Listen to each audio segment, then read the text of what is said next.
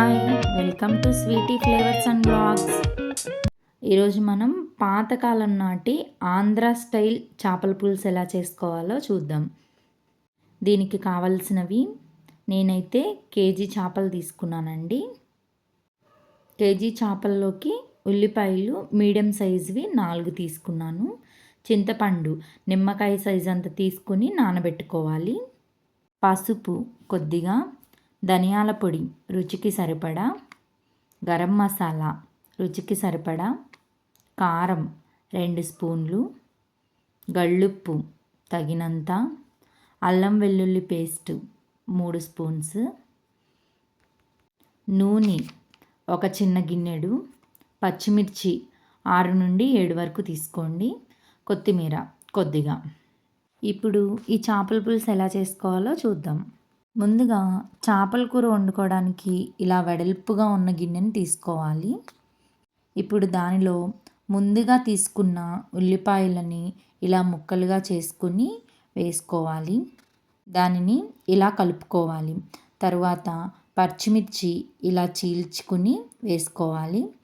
తరువాత తగినంత గళ్ళుప్పు వేసుకొని 2 స్పూన్స్ కారం వేసుకొని, అల్లం వెల్లుల్లి పేస్ట్ 3 స్పూన్లు వేసుకొని ఒకసారి మొత్తాన్ని ఇలా కలుపుకోవాలి.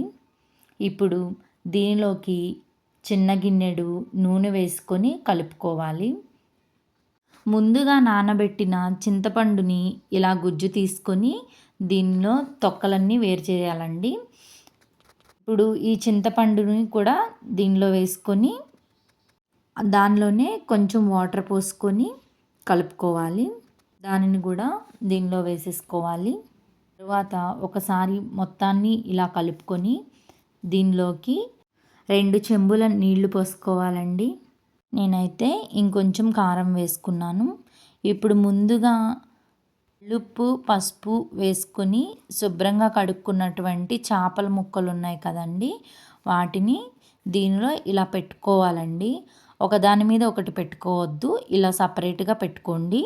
దీనిలోకి కొద్దిగా పసుపు కూడా వేసుకొని ఇలా అనుకుని స్టవ్ మీద పెట్టుకోండి.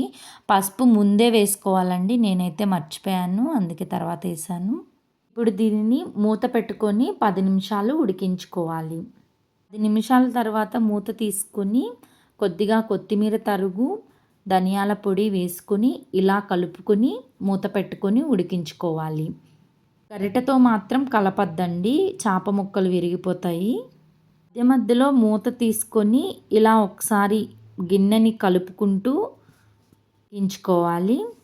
దీనిలో గరం మసాలా వేసుకొని కలుపుకొని మూత పెట్టి ఉడికించుకోవాలి.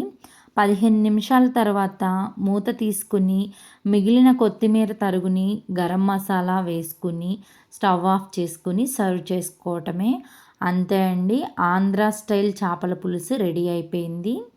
చూసారండి, చూస్తుంటేనే నోరు ఊరిపోతుంది.